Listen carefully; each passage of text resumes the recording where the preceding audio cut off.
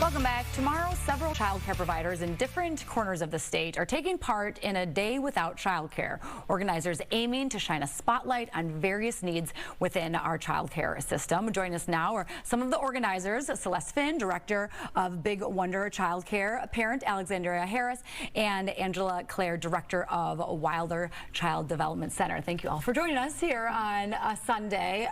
People might get scared if they have a childcare location that they rely on. They have gotten plenty of notice at this point that theirs is either closing for the full day or for part of the day. But talk to me about this effort and what you hope to gain by closing your doors for half day tomorrow for you, right? Yeah, we're closing for a half day tomorrow. There's a lot of challenges with operating quality childcare in the state of Minnesota, and so we're working on creating some noise, gaining some traction and some understanding about what is making it difficult to operate and fund quality childcare. Yeah, so like Celeste said, we're trying to make some noise about what we need for providers and families to be able to have childcare available for everyone. So it's a big deal for everyone to hear about it, but also to help support the need. So our center will also be closing a half a day so that parents and children can be a part of this event. Yeah, and all of you folks are from St. Paul, but this is happening on all corners of the state, as I mentioned. Can you expand on that? So we're one of the 5 events that'll be happening in the state in St. Paul, but there's multiples throughout the state that'll be happening up north, and we're the metro space.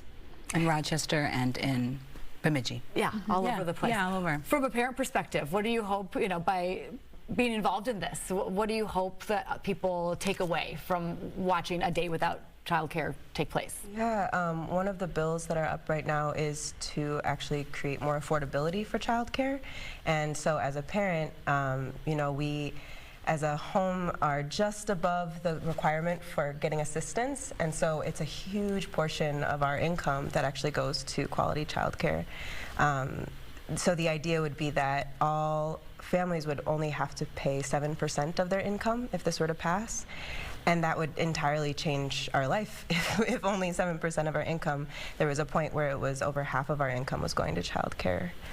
So currently our kids have scholarships that were provided by the early care site itself that they fundraised, and without that we wouldn't be able to have our kids in quality childcare. Yeah. What is the reaction from other parents that you've talked to about this effort and kind of this statewide focus? Yeah, honestly, I think it's kind of unfathomable. It's unreal. The idea that that could actually be, that our bills could be more reliably covered, that we could, spend more time with our kids, because only 7%, I mean, I'm talking from like over 50% of my income to 7% of my income. That's a really different reality for me, to be able to be with my kids, to pay bills.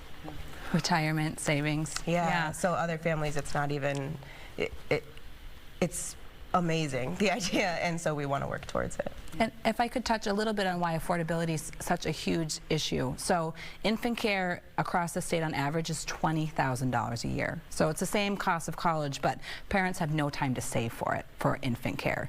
And even at $20,000 for childcare providers, it's at a loss, because the ratios are high and the needs of infants are so strong. So $20,000 for quality infant care is inaccessible to most families, right? And so we want to make it so that all families can go to work and have their children, their babies, their most precious treasure, in a place that they trust. If people, maybe they don't have a direct connection to a child care, but they're watching and they want to learn more about this or get involved in some way, what would you recommend? Head to kidscountonus.com and sign up.